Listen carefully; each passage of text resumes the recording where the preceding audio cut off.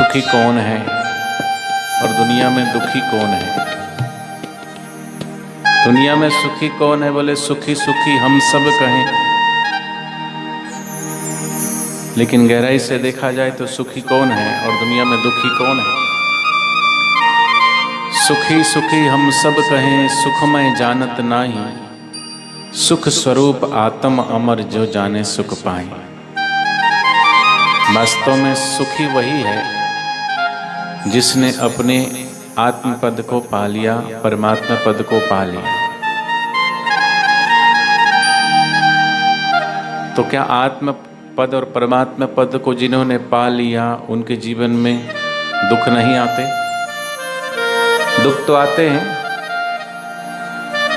दुख आते हुए दिखते हैं हमें, लेकिन ज्ञानी महापुरुष वो दुखी नहीं होते, या दुख मुझ में है ऐसा वो नहीं मानते।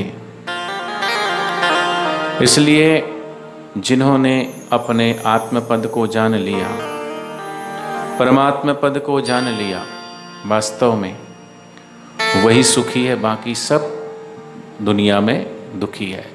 स्वर्ग में रहने वाले भी दुखी हैं, मृत्यु लोक में रहने वाले भी दुखी हैं, और पाताल लोक में रहने वाले भी दुखी हैं। तो सुखी सुखी हम सब कहें, सुखमय जानत नाही, सुख स्वरूप आत्म अमर जो जाने सुख पाए। और मृत्यु लोक में रहने वाले लोगों को 8 प्रकार के दुख उनका पीछा नहीं करते। पहला दुख है जगत में जिसके सिर पर कर्जा है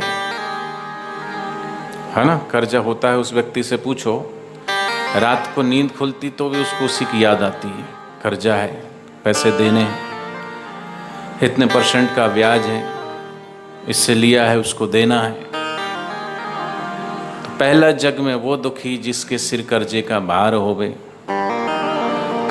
दूजा जग में वो दुखी जो दिन रात रहता बीमार होवे। बीमार व्यक्ति भी सदैव दुखी है। तीजा संसार में वो दुखी जिसके घर झगड़ालू नार होवे। जिसके घर झगड़ालू नार है वो घर स्वर्ग नहीं नरक है। बहुत महत्व रखता है घर में अगर पत्नी अगर मितभाषी है और घर को स्वर्ग भी बना सकती है, लक्ष्मी का रूप भी हो सकती है। और घर में अगर झगड़ालू नार है तो वो सब नार की जीवन हो जाता है। और चौथा जहां में वो दुखी औलाद न जिसकी आज्ञाकार है, अपने बच्चों से परेशान है वो भी। और 5वां दुखी बंदा वो है जहां सास बहू की तकरार है, जयराम जी की। और छठा वो दुखी है जगत में जिसे जुए की लत हो और बारंबार हार हो गई, वो भी दुखी है। और 7वां दुखी वो है जिसका न कहीं आदर सत्कार है।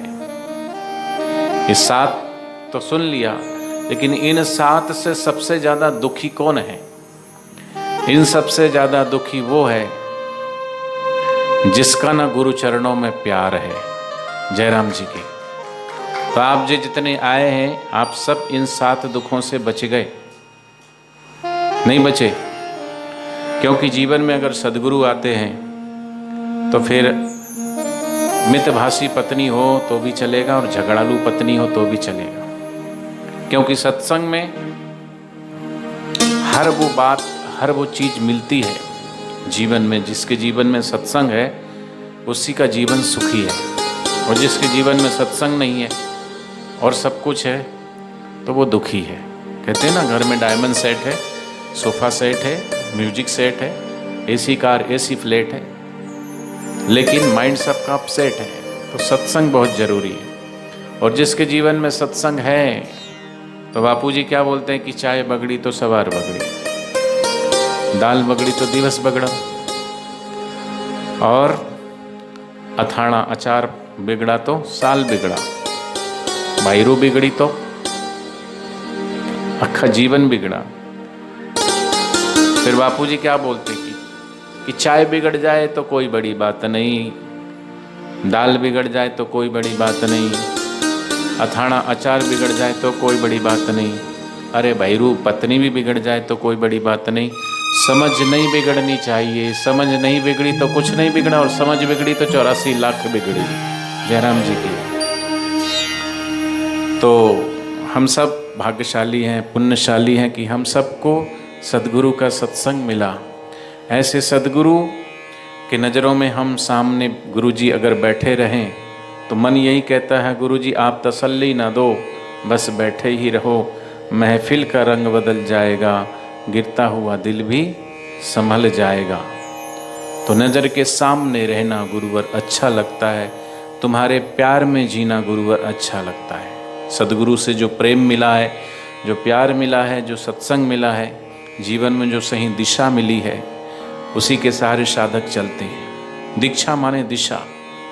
कई साधक आपस में मिलते, कई बताते हैं कि हमारी दीक्षा के पहले हमारा जीवन कैसा था और दीक्षा लेने के बाद हम सबका जीवन कैसा। और हम सब जो बैठे हैं हम सबका भी तो अनुभव है, हाथ ऊंचा करो अगर दीक्षा के बाद जीवन में परिवर्तन आया है तो।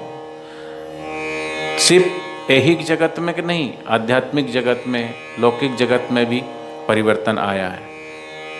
अभी मैं छत्तीसगढ़ गया था तो मुझे कार में लेके 2 लड़के थे, जा रहे थे, दूसरी जगह सत्संग था, तो बोले हम तो ज़्यादा पढ़े लिखे भी नहीं हैं और साइकिल से चलते थे और कपड़े भी हमारे फटे पुराने ऐसे पहनते थे हम। और दीक्षा मिली बापूजी से और दीक्षा के बाद हमारे जीवन में ऐसा परिवर्तन आया। बड़े हम ज़्यादा पढ़े लिखे नहीं हैं, लेकिन आज हमारा खुद का व्यापार है और बिल्डिंग कंस्ट्रक्शन का काम है हमारा। कहाँ तो हम साइकिल से चलते थे और फटे कपड़े पहनते, लेकिन आज हमारा अपने पक्के मकान है। बापूजी ने गाड़ी भी दे दी, मकान भी दे दिया, अच्छे शादी भी हो गई, सब बोले हमको किसी चीज़ की कमी नहीं है। तो लौकिक जगत की संपन्नता तो आती है, लेकिन लौकिक जगत की संपन्नता तो बहुत लोगों के पास है, लेकिन वो वास्तविक संपदा नहीं है। जिसके जीवन में आध्यात्मिक संपदा आए वही वास्तविक संपदा है। तो साधक के जीवन में लौकिक संपदा तो आती ही है, लेकिन साथ में आध्यात्मिक संपदा भी आती है। इसलिए जो कुछ भी आता है साधक उससे फूलता नहीं है, गर्व नहीं करता। संसारिक व्यक्ति के जीवन में अगर धन आता है तो फूल जाता है, धन पाकर फूल गया प्यारे, ईश्वर को भूल गया प्यारे। जब ध्यान भजन को बढ़ा ले न तो अंत समय पछताएगा। लेकिन साधक के जीवन में जीव जू बाहर की संपदा भी आती है तो वो विनम्र होता है और ये सोचता है कि सब कुछ प्रभु का दिया हुआ है, सब कुछ ईश्वर का दिया हुआ है। उसमें प्रभु की कृपा को मानता है, ईश्वर की कृपा को मानता है, गुरु की कृपा को मानता है।